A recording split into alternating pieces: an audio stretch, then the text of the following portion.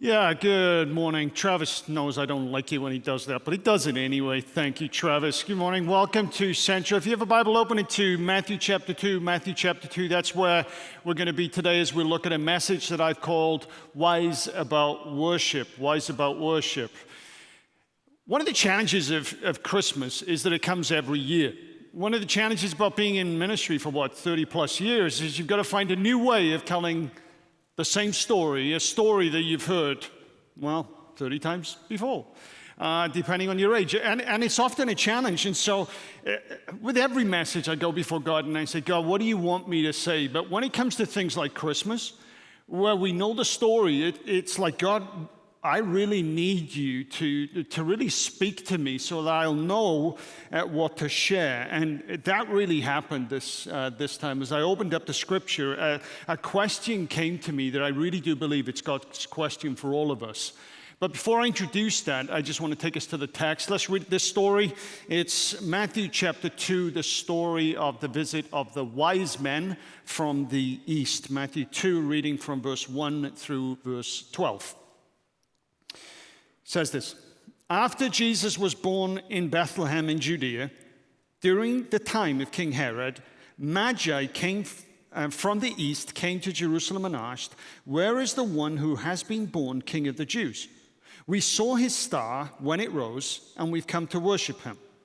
When King Herod heard that, he was disturbed, and all Jerusalem with him. When he had called together all the people's chief priests and teachers of the law, he asked them where the Messiah was to be born. "In Bethlehem in Judea," they replied, "for this is what the prophet has written. But you, Bethlehem, in the land of Judea, are by no means least among the rulers of Judah, for out of you will come a ruler who will shepherd my people, Israel." Then Herod called the Magi secretly and found out from them the exact time the star had appeared. He sent them to Bethlehem and said, "Go and search carefully for the child. As soon as you find him, report to me so that I too may go and worship him." After they had heard the king, they went on their way, and the star they had seen when it rose went ahead of them until it stopped over the place where the child was. When they saw the star, they were overjoyed. On coming to the house, they saw the child with his mother Mary, and they bowed down and worshipped him. Then they opened their treasures and presented him with gifts of gold, of frankincense, and myrrh.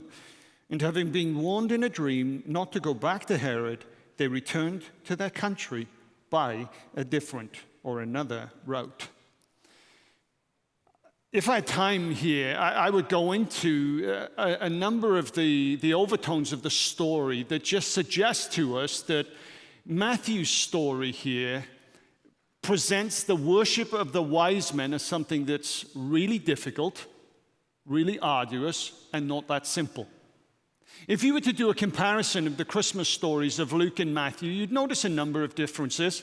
One of the differences is that in the Christmas story, the worship in Luke seems to be a whole load easier. Take the shepherds. The shepherds are in the fields watching the sheep. And as they are in the fields, the angelic choir comes to them, and then they move from the fields into the town, short distance away, to worship the baby born in a manger. In Matthew, it's different. Worship isn't close. Worship isn't easy. Worship is far. Worship is hard. You see, in Luke, the shepherds walk. In Matthew, the wise men commute.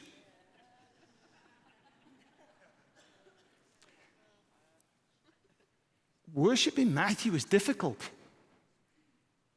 If you look at the way Matthew shares his story, worship is hard. Worship requires commitment. Worship requires people to make the right choice, to push through things each and every day.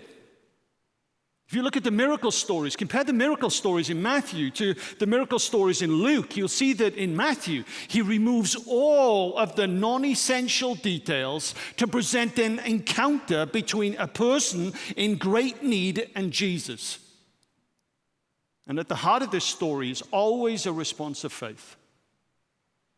Worship in Matthew is hard, but the people who worship truly worship.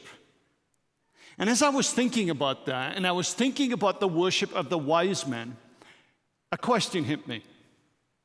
Craig, how far will your worship take you? Think about that. The wise men traveled a great distance to worship. How far will your worship take you? If you think about that question, it presupposes that worship moves us, or at least it should. Now, you may be new to the things of the faith. You may be here for the first time. You may be in church for the first time in a long time. And maybe you've been just kind of engaging with the music and the kind of sounds of Christmas, and you've seen people go like this. And you're like, why do they do that? Well, worship moves you, you see. And worship is something that starts on the inside and should result in an external expression of some kind. Worship moves us. It moves us physically. Now, some of us are not comfortable doing this, but we'll kind of do the evangelical two-step. For some of us, that's as comfortable as we are. But we're familiar with the idea that, look, when I worship God, it moves me. It moves me physically. Some of you can probably tell stories about how there's been a certain song that's been sung, and all of a sudden you find yourself with tears just coming down your face. Because the worship has just moved you emotionally. Some of you could probably tell stories of how you truly embraced the personal relationship with God through Jesus Christ because a certain line in a song moved you spiritually. But in this text, we're introduced to a new idea. The idea is worship doesn't just move us physically. It doesn't just move us emotionally. It doesn't just move us spiritually. Maybe worship moves us geographically too. 13th of December, 1982. 40 years ago this week. I remember that date because that's the date when I was baptized as a 13-year-old boy. And I remember that because I invited my dad to come to my baptism. By the way, we say it over and over again about the power of an invite. For me, this invitation truly changed my life, and I believed softened my father up to be more open to my own faith. Maybe you're praying about someone to invite to Christmas. Let me just say, an invite changes life. So I invited my dad to my baptism. It was one of the most difficult invitations I've ever made because my dad was not happy that my mother had found faith in Christ. In fact, my dad went as far as to accuse my mother of brainwashing me, and he was really angry. My mom and dad were divorced. But I asked my dad to come to my baptism because I knew that at my baptism, similar to what we do here, I would be asked to just share my story. And so in that service, cold, damp, wet night, I stood at the front as the worship was going, and I would be standing there kind of looking over my shoulder, and true enough, just as we're in the first song, in walks my dad into this old, small chapel, and then in that moment, I was filled with fear. Then came the baptism. I got into the pool, read my story, got baptized, went out, got changed, came back in during the closing song, and I'm thinking all the way through, what did he think? What did he think? Service finishes, and I kind of turn around and I look towards my dad, and I see my dad and my mom talking. Sadly for me, they were talking side on. I say sadly because I've got had hearing problems, and so I can lip read when people are close. Be warned if I'm in proximity to you. But the problem was they were side on. I couldn't see what they were saying. And they finished this conversation, and they start to make a beeline. He starts to make a beeline, my dad to me at the front. And I tell you, I'm shaking on the inside. I'm like, what's he going to say? What's he going to say? And he comes up to me and he said, Craig, I want you to know that I've just apologized to your mother. I now realize that she hasn't brainwashed you. Your faith is not hers, it's yours. And I'm like, thank God. Starting to relax on the inside. And then he looked at me and he said this, but here's the thing. Don't you ever go to Africa, because if you do, you will die with a spear in your back. I'm 13 years old. He turns around and he walks out of the church. I'm like, what? Fast forward a couple of years, and I'm Wednesday night reading through the Bible. First time reading through the Bible, I get to Ezekiel thinking, can anything good come out of Ezekiel? Right? I'm in chapters 1 and 2, and I'm reading this thing, and it gets to the point where God says to the prophet Ezekiel, Ezekiel, open up your mouth, take my wood, take my scroll, eat it, and feed on it, because I am sending you not to a people of unfamiliar speech whose language you cannot understand, but I am sending you to a people of familiar speech whose language that you can. You may think I sound funny, but so do you, but at least we speak the same language.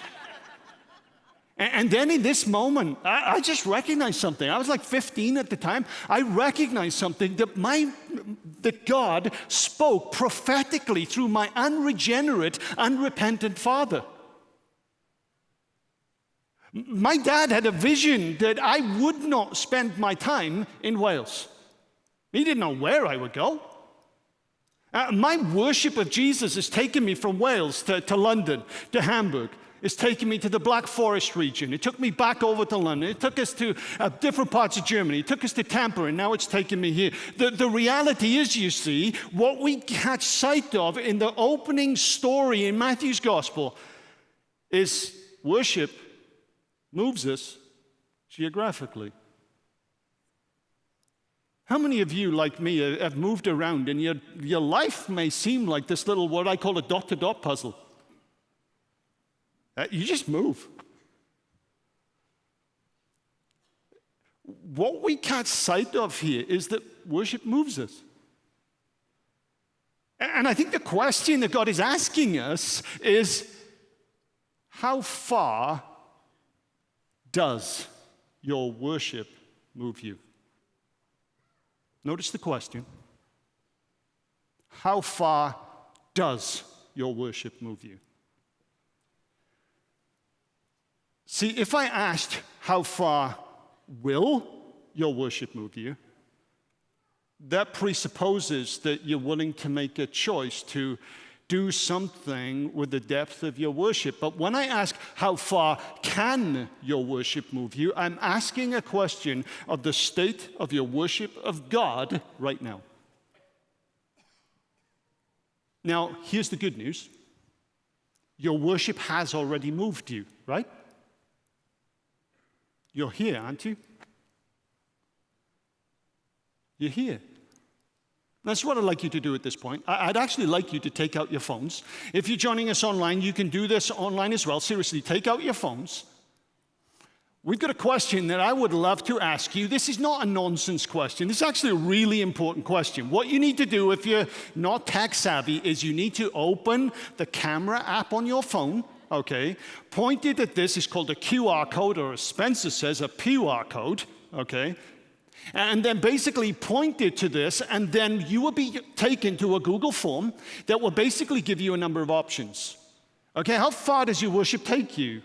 That's the question. Well, your worship has already taken you somewhere because you're here. How far have you had to come? Now, the reason this is important is because we're already starting to think about service times when we have 2 venues next year. What time is the right service? What we know is the movement of people influences the ability and the willingness of people to switch times. Okay? So this method to this madness. Okay? How far does your worship, has your desire to worship already taken you? The good news is, I asked the question, how far will your worship take you? And the answer is, it's already taken you somewhere. The question that we're being asked through the wise men is it far enough? Is it far enough? Last weekend, Travis and I were privileged to worship with Pastors Chris and Holly Brown in the Well in Columbia, Tennessee. Chris and Holly started the church in COVID, and this is, until recently, one of our newest locations. Last weekend was amazing. We saw 7 people baptized, and we saw 7 people put their faith in Christ for the first time. This is a flourishing church that's only been possible through all of your sacrificial generosity.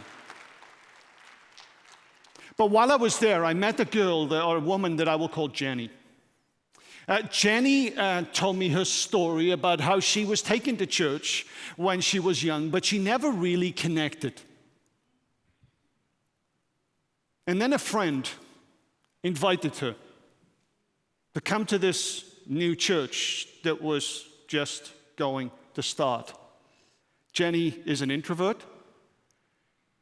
She doesn't like crowds, and she doesn't like going to new places on her own. So she said, okay, I'll do this, but as long as you come with me.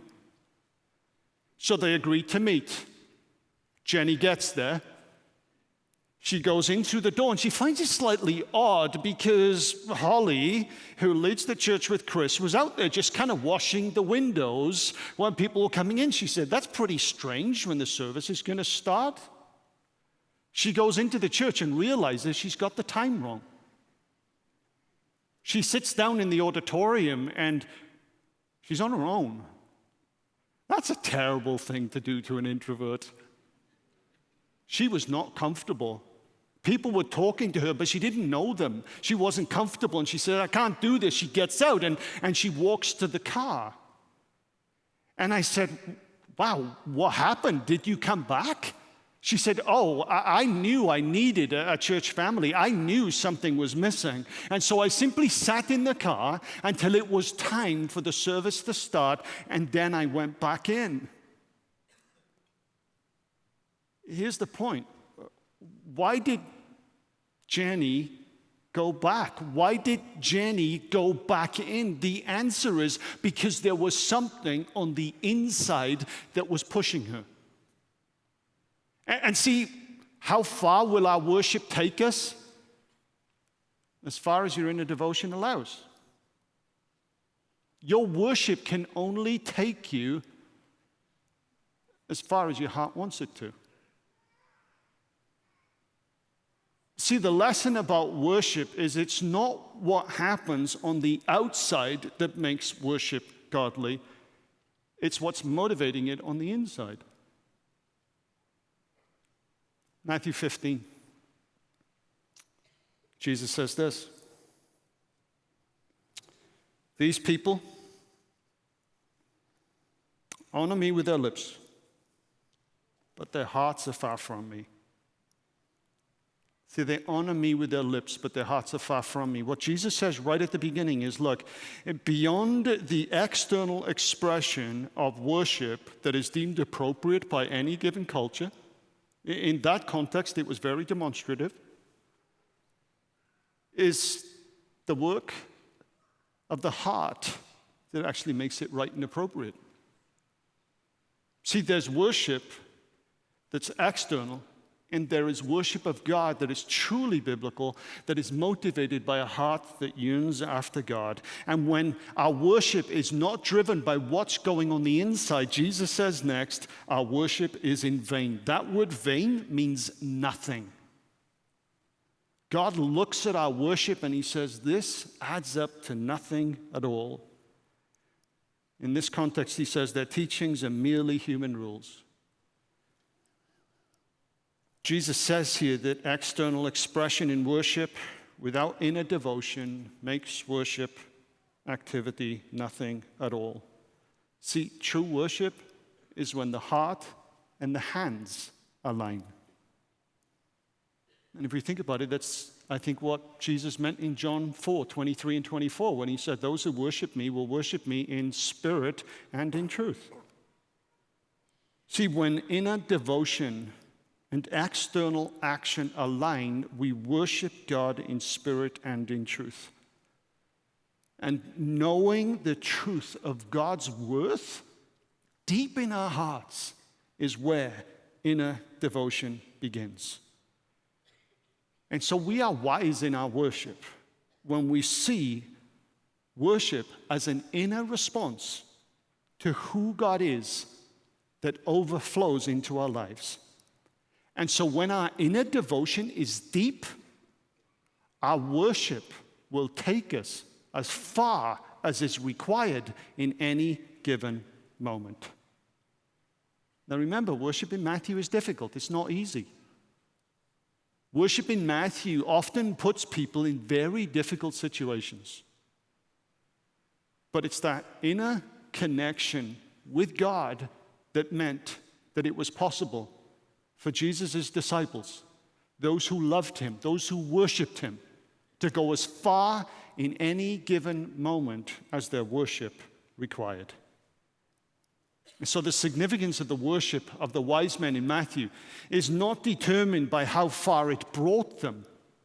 No, the significance of that worship is shown through how powerfully their inner devotion moved them to deal faithfully with all of the challenges that life threw at them. It's the same for you and me. The significance of our worship is not that we've walked or commuted 8 miles, 10 miles, 20 miles to get here. The significance of our worship is not in how far it brings us. No, the significance of our worship is found in how powerfully our worship motivates us, propels us to face every challenge that's thrown against us with faith. I want to go back through this story and just point out how the worship of the wise men propelled them through 4 challenges that I think all of us face. And what is true for them can be true for us when our heart is fixed on God himself. Their inner devotion was powerful. It was powerful for them because it propelled them beyond what was deemed appropriate. In the same way, your inner devotion is powerful because it can propel you to worship God even when other people deem such worship to be inappropriate. Now remember the context for the wise men. They were from Babylon or from Mesopotamia, Arabia, and the Syria region. That would have basically meant that they would have walked somewhere between 400 and 900 miles. If they were from the Mesopotamia, Syria, and Arabia region, that would have been about 400 miles. Typically, with a caravan of camels, you would be able to cover about 30 miles in a day, 30 kilometers in a day. That would basically mean about 20 days if you traveled by day, or about 30 if you went by night. Either way, you're talking about at least over 2 months. A number of other people point out that it's likely, Zoroastrian influence, that they came from Babylon. If they came from Babylon, that's 900 miles. That would be at least 40 days. Their commitment to worship ultimately started in a place where acknowledging the Messiah who comes from the empire of the enemy would have been completely inappropriate. And then they get to Babylon, leave Babylon or Mesopotamia, they get to Jerusalem. And when they get into Jerusalem, they meet with Herod and the wise men. And we're told in the story that as soon as this caravan of wise men entered the city, everybody was gripped with fear. They were gripped with fear because the Eastern empires was the enemy of the Roman Empire. When Herod determined to kill every infant under the age of 2, he could do it quickly because there was a fortress just outside of Bethlehem. That fortress faced east. It faced east for a reason. Notice the story also says that when the king, Herod, heard that the Messiah was born in Bethlehem, he called the wise men to him secretly. You know why? The religious leaders were longing for a Messiah, but Herod was not. The point is, their worship took place in an environment and at a time, in a context, where the worship of Jesus was considered inappropriate. As I was thinking about this, I was thinking about a time when a friend of mine, who was a judge in Tampa, asked me to pray at the kind of his induction into the Supreme Court of Florida. Or the appeals court of Florida. And I'm like, okay, yeah, sure, I'll be glad to do this. And he told me I would pray at the beginning and I would pray at the end. And I think, great. So I went and thought, okay, what's the running order for doing this? And then I realized that civil religion, basically in America, would encourage people like me to pray in a way that wouldn't ruffle any feathers. Basically, don't pray in Jesus' name. Just keep the generic in God we trust, and everything will be fine. Now that troubled me because I pretty much end every prayer with, in Jesus' name. So I went back to my friend and I said, what do you want me to do? Because apparently it is the best thing, the wise thing for me not to pray in Jesus' name. And my friend looked at me and said, pray as you always do. Do what seems right to you. I've asked you to pray because I want you to pray.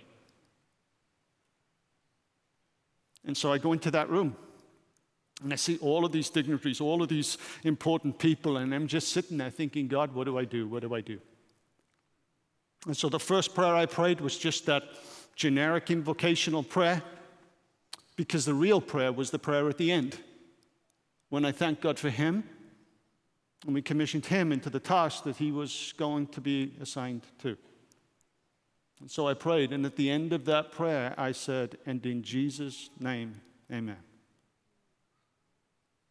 I opened my eyes, I walked down, and I'm telling you, if looks could kill, I would have been dead 1,000 times.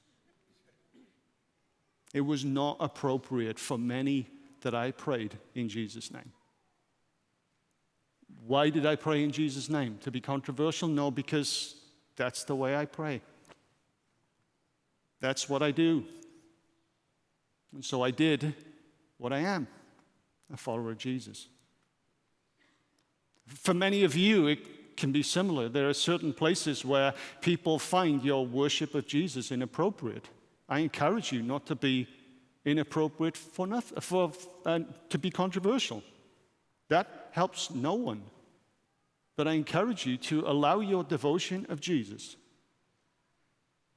internal devotion of Jesus, to lead you to an appropriate, worshipful response that honors and glorifies Jesus. It's only the devotion of the heart that enables us to worship Jesus when other people would love it if we don't. At least let me rephrase that.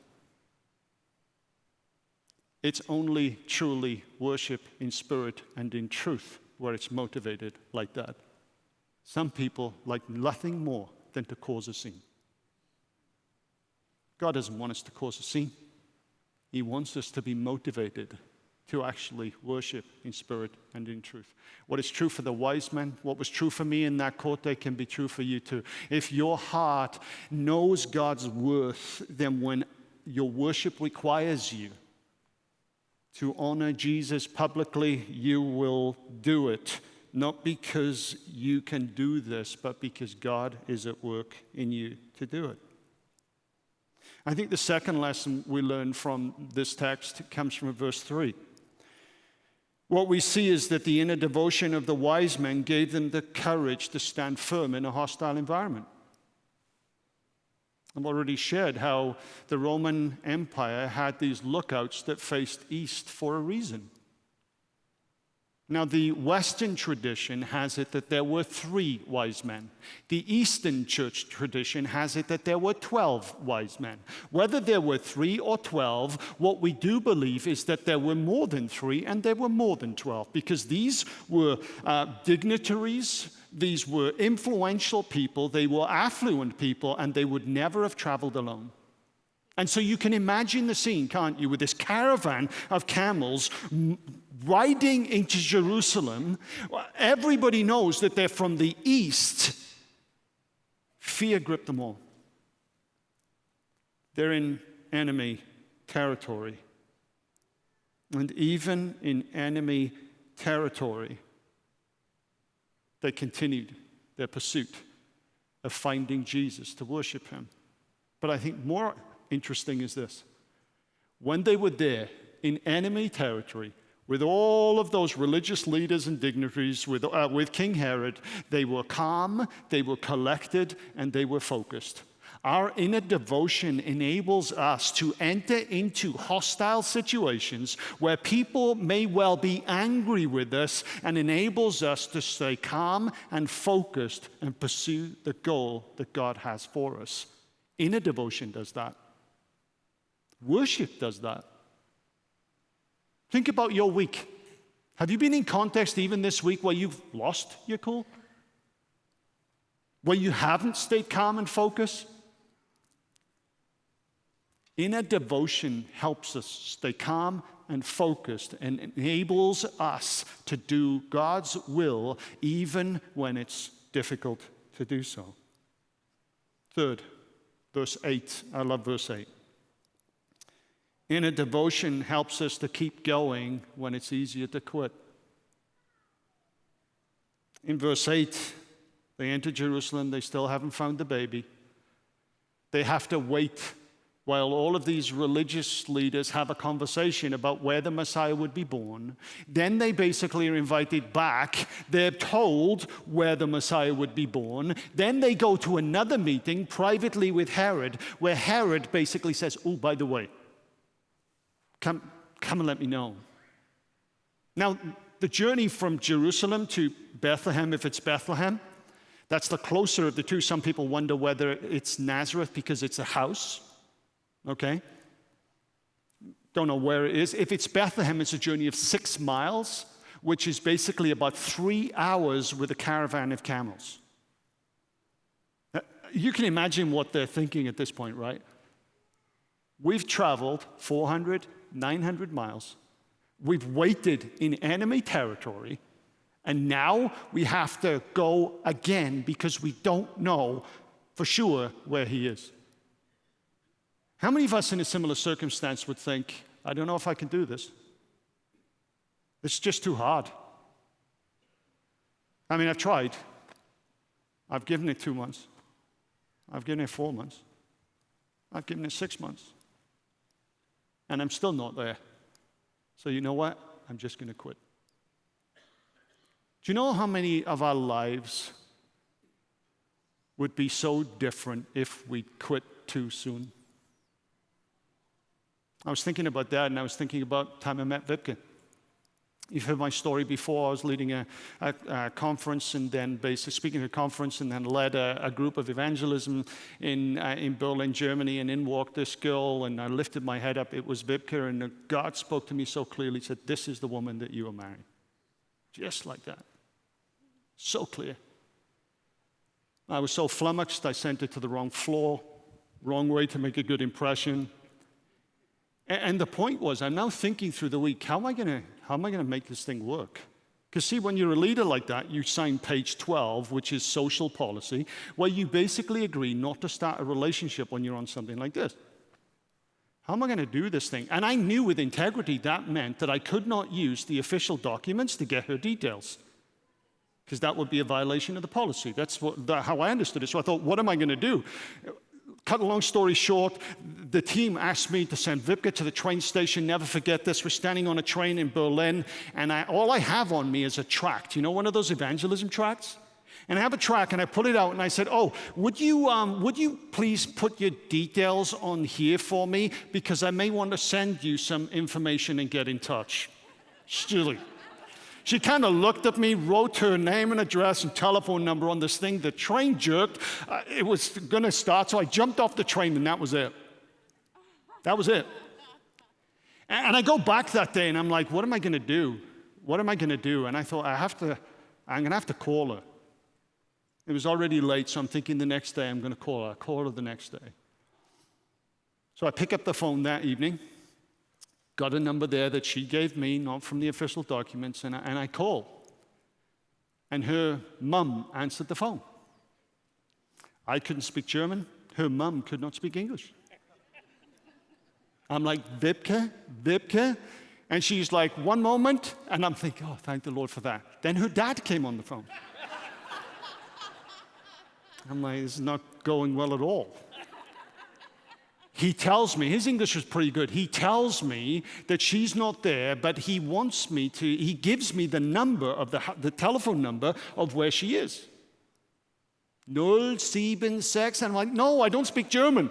Give it to me in English. 07621, and he tells me that the man's name is Lothar. I put the phone down, and I'm like, do I do this again? Yeah. Inside, right? Pick up the phone. I dial. It's the old little, right? 07621. Dial the number. Lothar picks up the phone. He doesn't speak English at all. He's worse than Wibke's mother, and certainly worse than Wibke's dad. And I kind of pick up that Wibke's not there. She'd already left to go back home. After about 10 minutes, I figure this out, and I put down the phone. I mean, it's costing me an absolute fortune to do this, and I'm not getting anywhere closer. And I'm like, do I do this again, or should I just quit? No, I shouldn't, because I knew what God had said. So I pick up the phone and thank the Lord she was there the third time.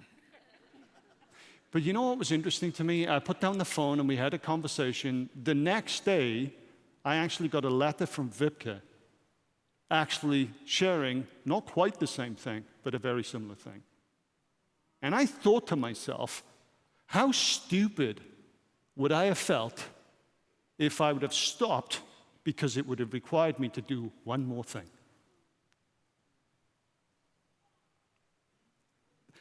I think God is saying to some of us, don't quit. God knows how hard it is, but look, Matthew tells us that worship is sometimes difficult. Matthew chapter 10, read it. In Matthew chapter 10, Jesus tells the disciples that they will be taken before Gentile kings. That doesn't happen in the story. It happens after Jesus is raised. And while they're in front of Gentile kings, and this leads us to the fourth point, okay, they shouldn't worry about what they're going to say, because it will be given to them in that moment what they will say. Worship is never easy in Matthew. It's hard. But Jesus says, don't quit. Leads us to the last point here. This inner devotion actually keeps us sensitive to the leading of the Holy Spirit. Matthew 10. Don't worry about what you're going to say when you're in front of these Gentile kings who want to kill you. It will be given to you in that moment what it is that you need to say. I wonder how many of you here this week are ultimately in a season where you have lots of questions with no answers. I wonder whether you're here and you're just asking God to lead you on something, and because you haven't got your answer, what you're discovering, what you're feeling is that you're not quite as close to Jesus now as you were before the season started. For some reason, our need for direction, when it takes time, when it may take us 2 months or 3 months or 4 months to find God in the situation that we're in, what actually happens is it pushes us further back, not further forward. And we may not put it like this, but what we often say is, God, if you just give me this, if you just answer this, if you just do this, then I'll give you everything. You know what the wise men teach us? The wise men teach us that the right order is the other way around. Give God everything, and then everything else will be added to you. See, inner devotion does that. Inner devotion is ultimately what keeps you going when it's easier to quit. Inner devotion is ultimately what is needed when you need discernment, when you need direction. Yet many of us want the direction and then we'll give God everything. You know what God says? No, what God says is, hey, this morning, I want you to realize that inner devotion is not the same as feelings. When I talk about inner devotion, I'm not talking about the way you feel. I'm talking about the commitment of your heart despite what you feel. See, when you act in faith, acknowledging God's worship, you are offering a sacrifice of praise. It's a sacrifice because it doesn't necessarily feel like worship. We're going to sing a song. You can see the theme here, but have a look at this scripture, Hebrews 13. Through Jesus, the author says, let us continually offer to God a sacrifice of praise. Sacrifice of praise. Do you realize that praise is only possible because a sacrifice was made on your behalf? It was his sacrifice that ultimately made your redemption possible. And that basically means that where our worship begins is often for many of us by offering a sacrifice of praise. Why is it a sacrifice? Because we don't feel often like God is near, that God is close. We don't feel that our lives are kind of living up to the pattern that they should. But inner devotion is not feelings. Inner devotion is a choice of the heart that says, I will worship even though it's hard to do it. I will keep going even though it's easier to quit. I will go the 9th mile, the 10th mile, and the 11th mile because God has said, and if God has said, God will deliver. Now have a look at what this sacrifice looks like. The fruit of lips that openly profess his name. And do not forget to do good and to share with others, for with such sacrifices, God is pleased. The team are going to sing a song I love. It's called So Will I. What I love about this song is that the repetition here is basically on So Will I. All of creation is worshiping you, God. So will I. With everything that's going on in the world, God, it's easier for me to quit, but I'm going to follow with all of creation and I am going to worship you. And what I ask you to do is just listen to the words of this song. And just in your heart, close the gap between where you are and where you know you need to be. I started by asking you, how far can your worship take you? As you listen to this song, I want you to answer a different question. How far will your worship take you? I want to tell you this. If you align up your heart and your hands, your heart and your life, your worship can take you as far as it needs to go. Whatever you're facing, God can take you through. Listen to the song and just say, God, all of creation praises you, so will I.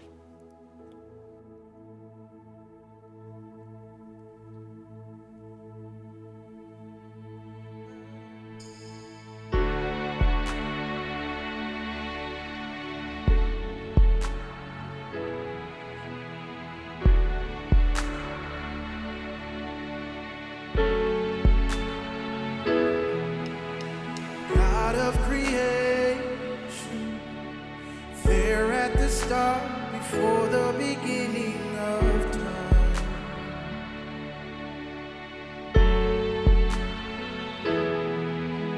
with no point of reference, you spoke to the dark and fleshed out the wonder of love.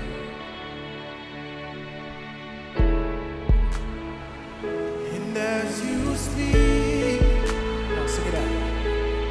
100 billion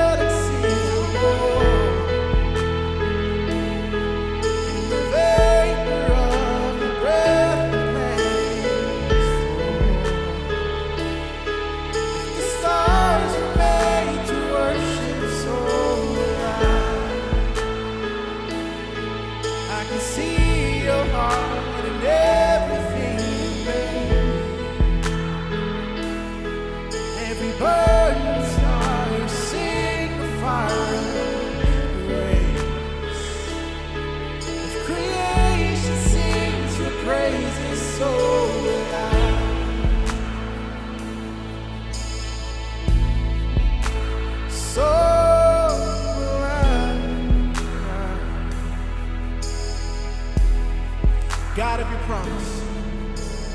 God of your promise. You don't speak in vain, no syllable empty your voice.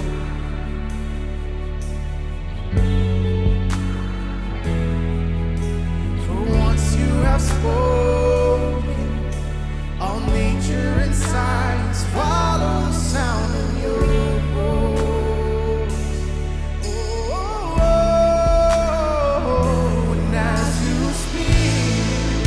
Sing it out. 100 billion creatures catch your breath, falling in pursuit of what you said. If it all reveals that nature is so alive, I can see your heart in everything you say.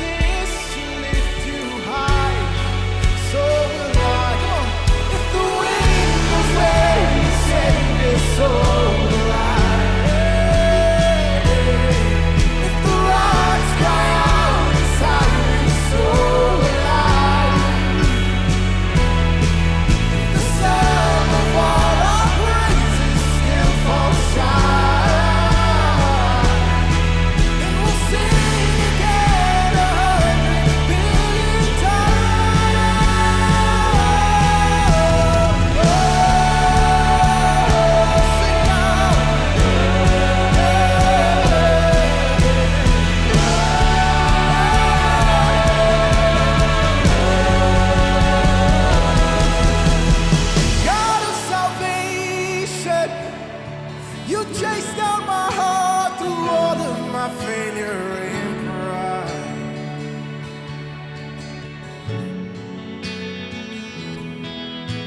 On a hill you created, the light of the world, abandoned in darkness to die.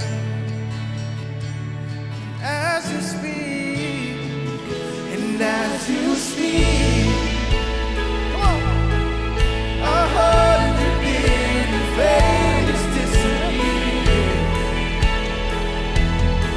Where you lost your life so I could find it.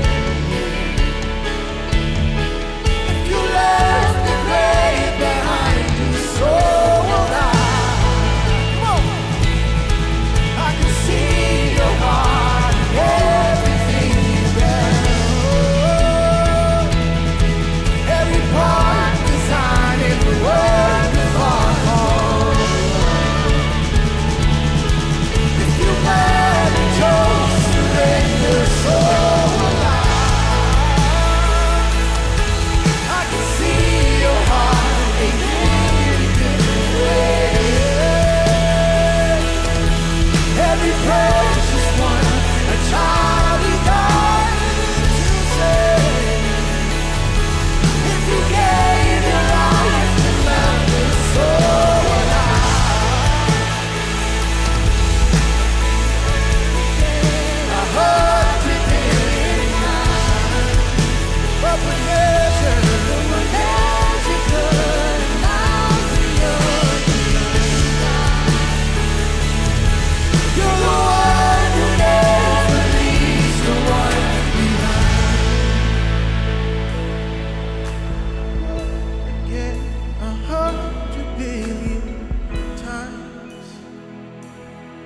but what measure could amount to your desire?